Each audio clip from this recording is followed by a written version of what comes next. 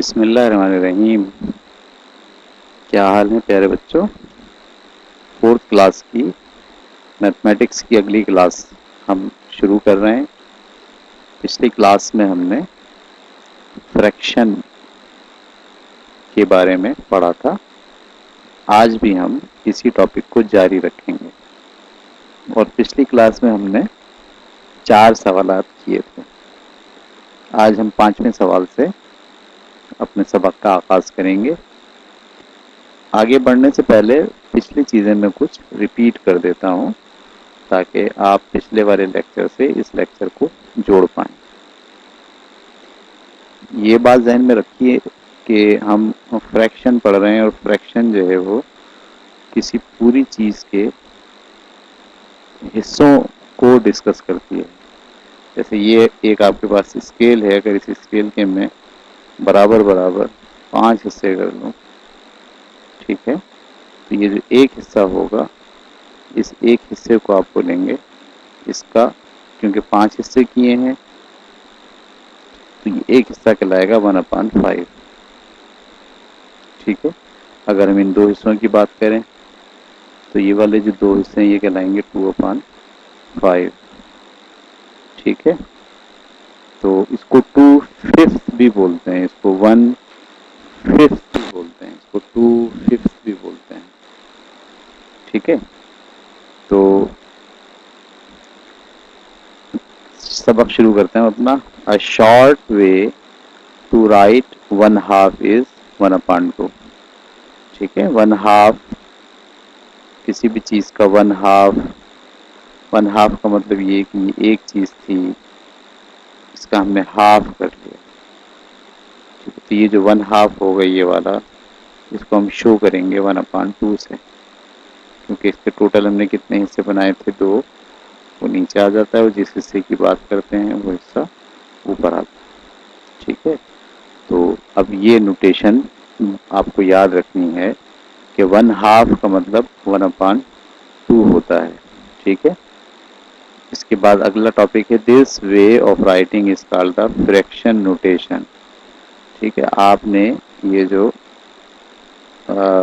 ऐसे लिखी है चीज़ 1/2, 3/5, ठीक है, 7/10, ये सब की सब फ्रैक्शन नोटेशन कहलाती है।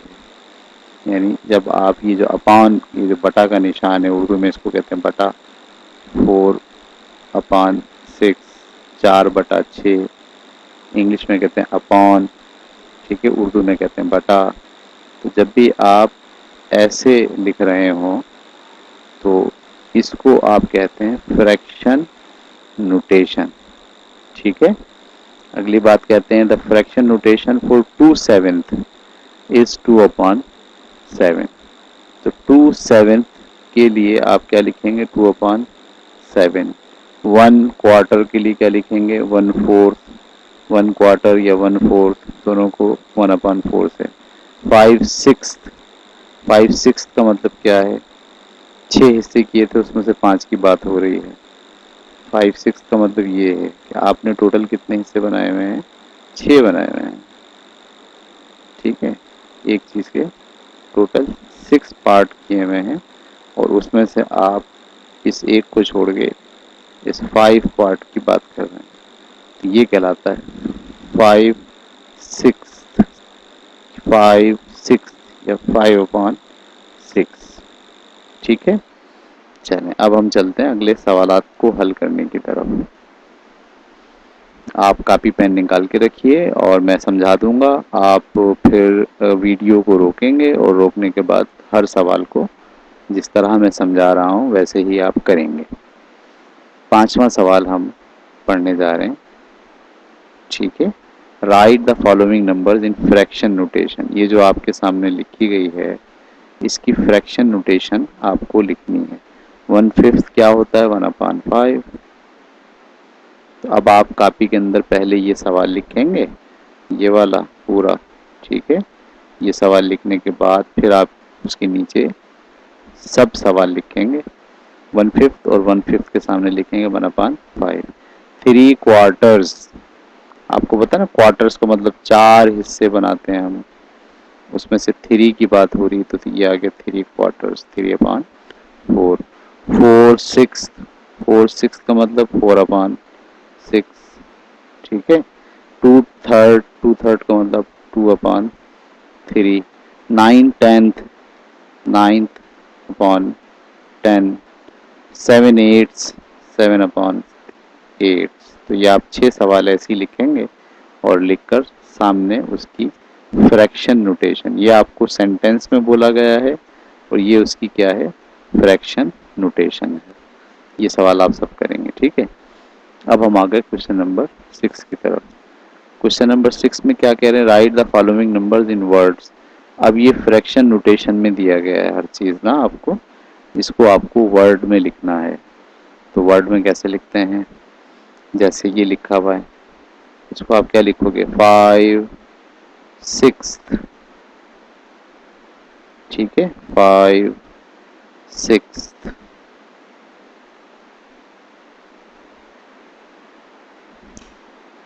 इसी तरह ये क्या लिखा हुआ, 1/3। इसी तरह ये क्या लिखा हुआ, 5/7, 5/7, ठीक है। इस तरह ये सारे आपको लिखने हैं एफ तक, ठीक है। और ये जहन में रखना है कि जब ये लिख रहे हैं आप, जैसे 9/10 लिख रहे हैं, तो आपके जहन में ये बात होनी चाहिए कि कोई एक चीज़ है जिसके 10 पार्ट बनाए गए हैं। कितने पार्ट बनाए गए, 10। जो नीचे होता है उतने पार्ट बनते हैं, 1 2 3 4 5 यहाँ, 1 2 3 4 5 यहाँ। और 10 पार्ट में से कितने पार्ट की बात हो रही है, ये जो 9 पार्ट हैं इनकी बात हो रही है। ये जो 9 पार्ट हैं ये दरअसल क्या कहला रहे हैं, ये मिलके कहला रहे हैं 9/10, ठीक है। ये भी आपको जहन में रखना है, जो भी आप फ्रैक्शन का इस नोटेशन का वर्ड्स के अंदर जब नाम लिख रहे हैं, तो नाम तो आप वर्ड में लिख दीजिए 5/8, लेकिन आप इसकी तस्वीर भी जहन में रखें कि किसी चीज़ के 8 हिस्से किए गए हैं और उसमें से 5 हिस्से डिस्कस हो रहे हैं, ठीक है। चलिए 6 सवाल आप कर लेंगे। अब हम चल रहे हैं अगले टॉपिक की तरफ, इक्विवेलेंट फ्रैक्शन। अगला टॉपिक हमारा है इक्विवेलेंट फ्रैक्शन। पहले हम बात को समझेंगे और फिर जब आगे जाए चलेंगे तो सवालात हल करेंगे। पहली बात जो हमें समझाई जा रही है वो क्या है, use 6 to state how long this blue ribbon is. ये ब्लू रिबन है ना, सही है। इस ब्लू रिबन की लंबाई बतानी है और यूज करना है 6 को। 6 का मतलब ये है कि एक जो आपका स्केल है उसके आपको 6 बराबर बराबर हिस्से करने। कितने हिस्से करने, 6, जैसे यहाँ किए में इन्होंने, एक हिस्सा, 2 हिस्से, 3 हिस्से, 4 हिस्से, 5 हिस्से, 6 हिस्से। अब ये जो स्केल है इसको हम कह रहे हैं 6th। ये वो स्केल है जो 6th को शो करता है। इस स्केल से इस बिली रूबन को नापना है। तो मैं जब इस स्केल को ला के यहाँ रखूंगा पहले, ठीक है, तो ये देखिए एक स्केल हो गया। एक स्केल होने के बाद यहाँ से लेके यहाँ तक, ये तो जो स्केल था बुनियादी तौर पर कितने हिस्सों में तोड़ा हुआ है, 3 हिस्सों में, जबकि हमें नापना किस में है, हमें नापना है 6 में। इसका मतलब इसको कितने हिस्सों में तोड़ना है, 6 हिस्सों में तोड़ना है, ठीक है। तो 1 तो ये होल हो गया पूरा, और 6 में से कितने से गए, 1 2 3 4, 4/6। तो 1 होल 4/6। ये बात क्लियर हो गई आपको, जब आप 6 में नापेंगे तो इसे 1 होल 4/6, ठीक है। अच्छा जी, अब आगे चलते हैं। Different ways to describe the same parts of a whole are called equivalent fraction. देखिए जब आप इसी ब्लू रिबन को एक जैसे स्केल से नाप रहे हैं, लेकिन स्केल के ऊपर जो फ्रैक्शनल पार्ट हैं वो अलग अलग हैं। ये जब नीचे वाला स्केल है, उस स्केल के कितने हिस्से बनाए, 1 2 3 4 5 6 7 8। तो उस 8 तो इस सिक्स ये जो ब्लू रिबन है इसकी लंबाई इस स्केल से जिसके 4 बराबर हिस्से किए गए हैं, इससे अगर आप नापें तो इसकी जो लंबाई बनती है वो बनती है 3/4, 3/4। और अगर उसी स्केल के आपने कितने हिस्से किए हैं, 8 हिस्से किए हैं, 1 2 3 4 5 6 7 8, तो इसकी जो लंबाई बनती है वो बनती है 6/8। ठीक है, अब एक ही ब्लू रिबन एक स्केल से नाप रहे हैं जिसको आपने 4 बराबर हिस्सों में तकसीम किया तो उसे कह रहे हैं 3/4, और उसी स्केल को जब आप 8 बराबर हिस्सों में तकसीम करते हैं तो अब ये लंबाई कितनी निकली, 6/8। ये दोनों लंबाइयां इक्वल हैं, एक ही रिबन की लंबाई हैं दोनों। ठीक है, तो ये दोनों इक्वल हैं। इसका मतलब ये है कि ये जो दोनों फ्रैक्शन हैं, ये दोनों फ्रैक्शन दरअसल एक ही लंबाई को जाहिर कर रही हैं, लिहाजा ये दोनों फ्रैक्शन इक्विवेलेंट फ्रैक्शन होगी। मैथमेटिक्स में ये टर्म इस्तेमाल होगी जगह जगह, इक्विवेलेंट फ्रैक्शन। इक्विवेलेंट फ्रैक्शन का मतलब वो फ्रैक्शन जो दरअसल आपस में बराबर हों, जो एक जैसी लंबाई को या एक जैसे पीसेस को जाहिर करती हो। दिखने में तो वो दोनों अलग अलग होंगे, ये 3/4 है और ये 6/8 है, लेकिन जब इसकी लंबाई आप देख रहे हैं ब्लू रिबन तो सेम है। ठीक है, तो ये जो ब्लू रिबन है इसकी लंबाई 3/4 भी है और यही ब्लू रिबन की लंबाई 6/8 भी है, तो ये दोनों एक दूसरे की इक्वल हैं। तो 3/4 इज इक्विवेलेंट टू 6/8। ये 3/4 है और ये 6/8 है, ये दोनों एक दूसरे के इक्विवेलेंट हैं।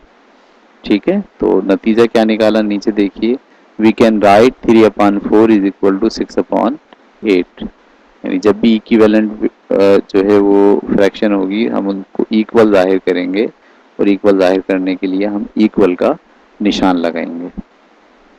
ठीक है प्यारे बच्चों, चलें आगे हम चलते हैं अपने नए पेज के ऊपर। अच्छा, आगे जो बात आपको समझाई जा रही है, you may find these diagrams helpful when you answer the question below.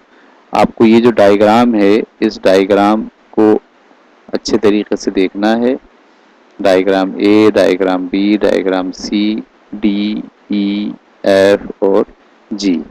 ठीक है, और इसको अच्छी तरीके से देखने के बाद नीचे जो सवालात आपको दिए गए हैं वो सारे सवालात आपको हल करने हैं, ये वाले। तो सबसे पहले मैं आपके साथ ये सारी डायग्राम डिस्कस करता हूँ। ठीक है, ये जो डायग्राम है इस डायग्राम में ऊपर वाला स्केल और नीचे वाला स्केल दोनों लंबाई में बराबर हैं, लेकिन ऊपर वाले स्केल के 1 2 3 4 5 6 पार्ट किए गए ऊपर, और नीचे वाले में 1 2 3 4 5 6 7 8 किए हैं। तो ऊपर के पार्ट कितने हैं 6 और नीचे के पार्ट कितने हैं 8। एक तो ये आपको जहन में रखना है। ठीक है, अच्छा फिर ये इसी तरीके से बी है, ऊपर कितने पार्ट हैं 1 2 3 4 और नीचे कितने हैं 8। ऊपर वाले पार्ट 4 हैं और नीचे वाले कितने हैं 8 हैं। इसको देखिए तो 1 2 3 4 5 6 7 8 9 10, ऊपर वाले पार्ट 10 हैं, नीचे वाले 1 2 3 4 5 6 7 8, ये नीचे वाले 8 हैं। इसी तरीके से इसको देख लीजिए 1 2 3 4 5, ऊपर वाले 5 पार्ट हैं और नीचे वाले 10 हैं। इसको देख लें ई को, ऊपर वाले 1 2 3 4 5 6 7 हैं और नीचे वाले 1 2 3 4 5 6 7 8 हैं। यहाँ पर देखिए 1 2 3 4 पार्ट ऊपर हैं और नीचे जो है वो 1 2 3 4 5 6 7 8 हैं। ठीक है, इसी तरीके से यहाँ 1 2 3 4 5 ऊपर है और 1 2 3 4 5 6 नीचे हैं। अब इसकी बुनियाद पर आपको ये वाले सवाल करने हैं। In each case, question number 2 अब हम करने जा रहे हैं। In each case state whether the two fraction are equivalent. आपको हर केस में बताना है कि क्या ये जो फ्रैक्शन है क्या ये इक्विवेलेंट हैं या इक्विवेलेंट नहीं है। तो पहले आप देखिए 5/8, 5/8 और 5/6। तो पहले वाली डायग्राम में अगर आप देखेंगे, ये वाली डायग्राम में, ठीक है, तो 5/8 का मतलब ये कि यहाँ से लेके 1 2 3 4 5 यहाँ तक ये बना आपका 5/8। और 5/6 का 1 2 3 4 5 ये बना आपका 5/6। ठीक है, ये क्या बना आपका 5/6। ठीक है, और ये क्या बना आपके पास 5/8। तो क्या ये दोनों इक्वल हैं? जी नहीं, ये दोनों इक्वल नहीं है। ठीक है, ये दोनों इक्वल नहीं है। तो जो सवाल आपसे पूछा गया था कि in each case state whether they the two fractions are equivalent, आप ए के बारे में जवाब लिखेंगे the two fractions are not equivalent. क्या लिखेंगे? द टू फ्रैक्शन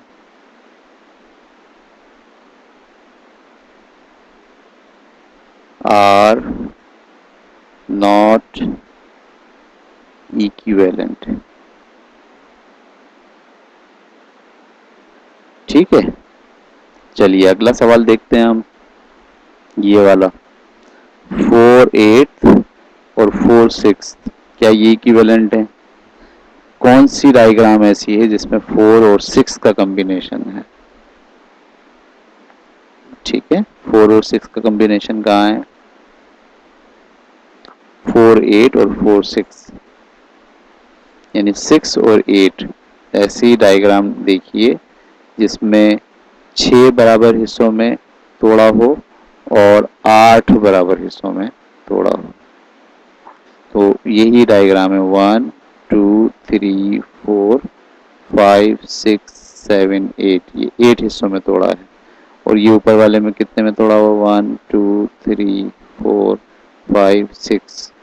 ठीक है, अब इन्होंने कहा 4/8। 4/8 का मतलब ये 1 2 3 4 ये हो गया 4/8। ठीक है, और ये 4/6 1 2 3 4 ये हो गया 4/6। क्या ये दोनों इक्विवेलेंट हैं? जी नहीं, ये दोनों इक्विवेलेंट नहीं है। तो इसका जवाब क्या आप वैसे लिखेंगे? ये दोनों इक्विवेलेंट नहीं है। सी को देखिए 4/8 और 3/6। ठीक है, ये 8 और 6 का इसके लिए ये 8 है और ये ऊपर वाले 6 हैं। तो 4/8 का मतलब ये 4/8 हो गए। और 3/6 में ये 1 2 3/6 ये हो गया। जी, ये दोनों क्या हैं? इक्विवेलेंट हैं। तो इसके बारे में क्या लिखेंगे? They are equivalent. They are equivalent. ठीक है बेटे, समझ में आ रहा है? तो हर सवाल को आपको इस मुताल्लिका तस्वीर में जाना है और तस्वीर में जाके इस सवाल के जवाब के बारे में पता चलाना है कि ये इक्विवेलेंट है या नहीं है। जैसे मिसाल के तौर पर मैं आ गया डी में, डी के अंदर है 2/8 और 1/4। अब ऐसी आप तस्वीर तलाश करें जो 8 और 4 के हिस्से में तोड़ी गई हो।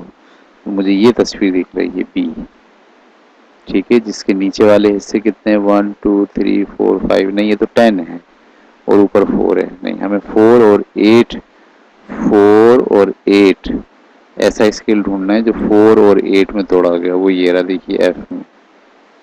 सही है, 1 2 3 4 ऊपर वाला 4 है और नीचे वाला 1 2 3 4 5 6 7 8। अब इसको देखिए 2/8 यानी 8 हिस्से जहाँ किए थे उसमें से जो 2 हैं वो, और 1/4 का मतलब जहाँ 4 हिस्से किए थे वो। क्या ये दोनों इक्विवेलेंट हैं? जी हाँ, ये दोनों इक्विवेलेंट हैं। ठीक है, इसकी बुनियाद पर आप हर सवाल के बारे में लिखेंगे कि ये सवाल में दोनों फ्रैक्शन की नोटेशंस इक्विवेलेंट हैं या इक्विवेलेंट नहीं है। ठीक है, चलें अब हम चलते हैं अगले सवाल की तरफ। चलिए जनाब, question number 3। In which case in question number 2 is the first fraction bigger than the second fraction. सही है। ऊपर वाले में कौन सी फ्रैक्शन जो है वो दूसरी फ्रैक्शन से बड़ी है। ठीक है, तो बड़ी को हम कैसे पता चलाएंगे। अब जैसे मिसाल के तौर पर ये जो हमने क्वेश्चन किया था पहला वाला, ये जो करा था 5th और 8 और 5th और 6, आपको याद है ये कितने हिस्से हैं, 6 हैं और नीचे वाले कितने हैं, 8। ऊपर में से 5th 8 का मतलब 1 2 3 4 5 6 7 8, ये इस 8 में से कितने की बात हो रही है, इसमें से 5 की बात हो रही है। तो 1 2 3 4 5 ये आ गया आपके पास 5th 8। ठीक है, और ये क्या है आपके पास 5th 6। 5th 6 मतलब 1 2 3 4 5 6। ठीक है, अब इसमें से आपको बताना है कि सवाल जो था वो इसमें से कौन सा बड़ा है। ठीक है, ये बन गया आपका 5 6 और ये बन गया आपका 5 8। तो आपके ख्याल में दोनों में से कौन सा बड़ा है। दोनों में से ये वाला बड़ा है थोड़ा सा। ठीक है, इसी तरह से आपको फैसला करना है हर एक फ्रैक्शन के बारे में कि इस फ्रैक्शन में ये बड़ा है या ये बड़ा है, इस फ्रैक्शन में ये बड़ा है या ये बड़ा है। और फिर लिखना है आपको, जैसे यहाँ इस सवाल का जो जवाब आपको लिखना होगा थर्ड के ज़ुमरे में यहाँ। ठीक है, जब मैं थर्ड सवाल करूँगा तो मैं लिखूँगा ए, और ए के बारे में क्या लिखूँगा 5/8 इज, ठीक है, स्मॉलर। आपको याद है ना ऊपर जो 5/8 था वो क्या था, स्मॉलर है किससे, स्मॉलर देन 5/6, स्मॉलर देन 5/6। ये ए का जवाब हो गया 3 के लिए।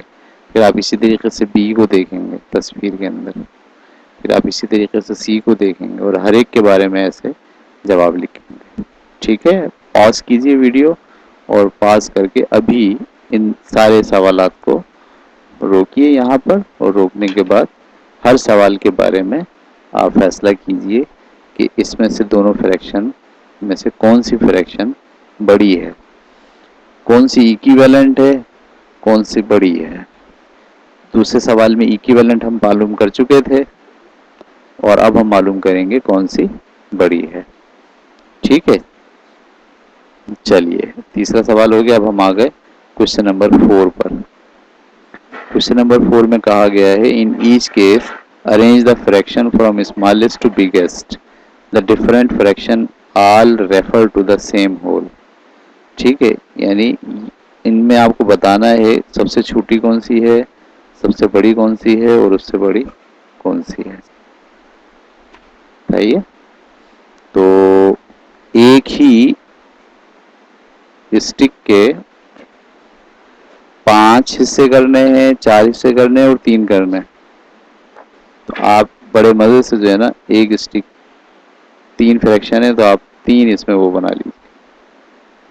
ठीक है, अच्छा एक में 5 हिस्से करने तो आप अंदाजे से 1 2 3 4 5 हिस्से कर लीजिए बराबर बराबर। अगले में 3/4 है, यानी 4 हिस्से करने हैं तो मैं इसके पहले 2 हिस्से यहाँ करता हूँ और ये मैंने 2 हिस्से यहाँ कर दिए, 4 हो गया। ठीक है, और 2/3 का मतलब 3 हिस्से करने बराबर बराबर, तो 3 के अंदर मैंने फर्ज कीजिए एक हिस्सा ये किया, एक हिस्सा ये किया, एक हिस्सा ये किया। अच्छा, अब पहली जो बात कही है 4/5 है। 4/5 का मतलब बात हो रही है इतने हिस्से की, ये है 4/5, तो 4/5। ठीक है, अच्छा उसके बाद 3/4 है। 3/4 का मतलब 1 2 3, ये 3/4 है। ठीक है, ये क्या है 3/4 है। उसके बाद 2/3 है। आपके ख्याल में छोटा कौन सा है इसमें। ठीक है, तो सबसे छोटा है इसमें 3/4, उससे बड़ा है इसमें ये 2/3 निकला था, ठीक है। सबसे छोटा इसमें 2/3 है, उससे बड़ा 3/4 है और सबसे बड़ा 4/5। तो इसके जवाब में आपको अरेंज यूँ करना पड़ेगा। सबसे पहले आप लिखेंगे 2/3, फिर डालेंगे कामा, फिर लिखेंगे 3/4, फिर डालेंगे कामा, फिर लिखेंगे 4/5। ठीक है, ये सवाल का जवाब हो गया। ठीक है, अब अगला सवाल देखिए। अगले सवाल के बारे में भी हमें ये फैसला करना है कि 4/5, 6/8 और 5/6 इसमें कौन सा छोटा है। पहले वो आएगा, फिर उसके बाद बड़ा आएगा, फिर उसके बाद बड़ा आएगा। इसके लिए भी आपको क्या करना है, एक स्केल लेना है अपनी मर्जी से। आप अपनी कॉपी के अंदर जो 4 खाने वाली कॉपी है उसको बड़े अच्छे तरीके से यूज़ कर सकते हैं। इसके 5 हिस्से करने हैं, 8 करने हैं और 6 करने हैं। तो मैंने एक स्केल बनाया जिसके मैं कितने हिस्से करूँगा 5, एक स्केल के मैं कितने हिस्से करूँगा 8 और एक स्केल के मैं कितने हिस्से करूँगा 6। 5 कर रहा हूँ मैं, 1 2, अंदाजे से मैंने बराबर बराबर 5 हिस्से कर दिए। ये मैंने ये वाली शो की है, ठीक है। उसके बाद मैं अब यहाँ कर रहा हूँ 6 हिस्से। 6 का मतलब ये कि 3 इधर और 3 बराबर बराबर इधर। ये मैंने क्या बनाया, ये मैंने बनाया 6 8, ठीक है। और ये 5 6 का मतलब यहाँ पे 6 हिस्से करने हैं।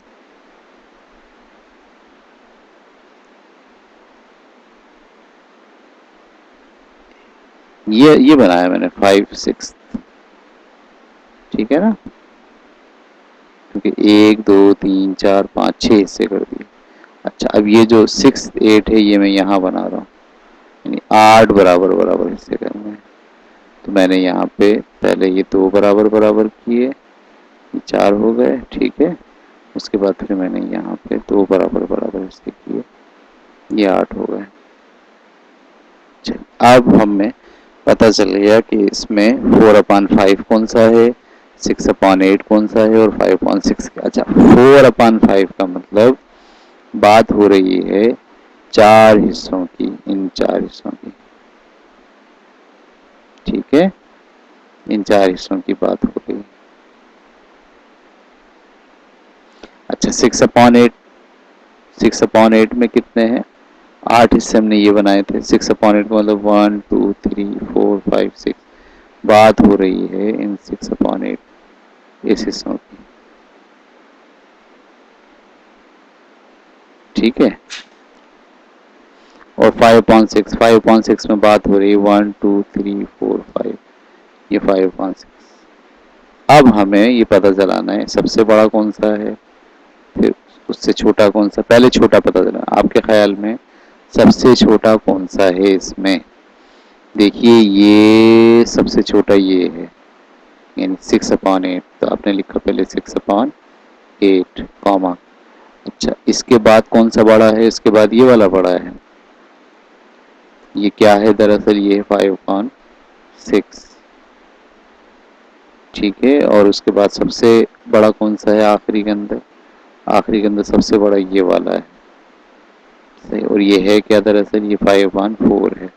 तो आपने लिखा 4/5। इस तरह आपने इस सवाल के बारे में ये पता चला लिया कि पहले छोटा कौन सा है, फिर बड़ा कौन सा है, फिर सबसे बड़ा कौन सा है, ठीक है। ये सवाल भी आप करेंगे, इसमें थोड़ा टाइम लगेगा, लेकिन ये कि आप हिम्मत करके ये सारे सवाल कर लीजिए। आगे बढ़ते हैं 5वें सवाल की तरफ, ठीक है। 5वें सवाल के अंदर write 3 fraction that are all equivalent to 1/2। 1/2 की इक्विवेलेंट 3 जो है वो फ्रैक्शन बनाने, ये बड़ा आसान होता है। 1/2 की इक्विवेलेंट होगी, ठीक है, 2/4। दोनों को 2 से मल्टीप्लाई कर दें, इसको भी 2 से मल्टीप्लाई कर दें, इसका भी डबल कर दें, और उसकी इक्विवेलेंट होगी 2 को फिर डबल करें 4, और 4 को फिर डबल करें 8। इस तरह से ये इक्विवेलेंट फ्रैक्शन बन जाती है, सही है। 3 इक्विवेलेंट फ्रैक्शन हमने यहाँ पता चला ली। उसके बाद make drawing to show that your answer are correct. अब आप ड्राइंग बनाइए जिससे बताइए कि हमारा आंसर करेक्ट है। तो ड्राइंग कैसे बनाएंगे आप स्केल लेंगे ऐसे, इसी स्केल के 3 स्केल बनाएंगे बराबर बराबर, और फिर ये जो 1/2 में आपने इसको तोड़ा, 2/4 में आपने इसको 4 हिस्सों में तोड़ा, ठीक है, और 4/8 के अंदर आपने इसको 1 2 3 4 यहाँ और 4 यहाँ हिस्सों में तोड़ा। बात हो रही है 1/2 की, यानी इसकी, और ये क्या है 2/4 है, ठीक है, और ये क्या है 4/8 है। तो ये देखें तीनों आपस में इक्विवेलेंट हैं, ठीक है। चलें आखिरी सवाल आज का हम करने जा रहे हैं, question number 6 which is longer 3/5 of the blue ribbon और 3/5 ऑफ द येलो रिबन।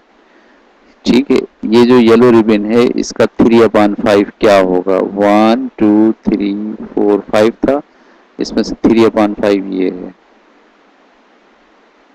ठीक है। ये क्या है 3/5 ऑफ द ब्लू रिबन, ये येलो रिबन का 3/5 है, और ब्लू रिबन का 3/5 1 2 3 3/5 ये किसका है, ब्लू रिबन का है। आपके ख्याल में कौन सा ज्यादा लंबा है, ब्लू रिबन का। तो हम इसके जवाब में क्या लिखेंगे, 3/5 ऑफ ब्लू रिबन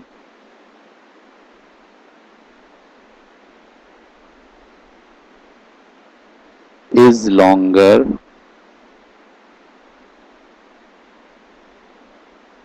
ठीक है, बस।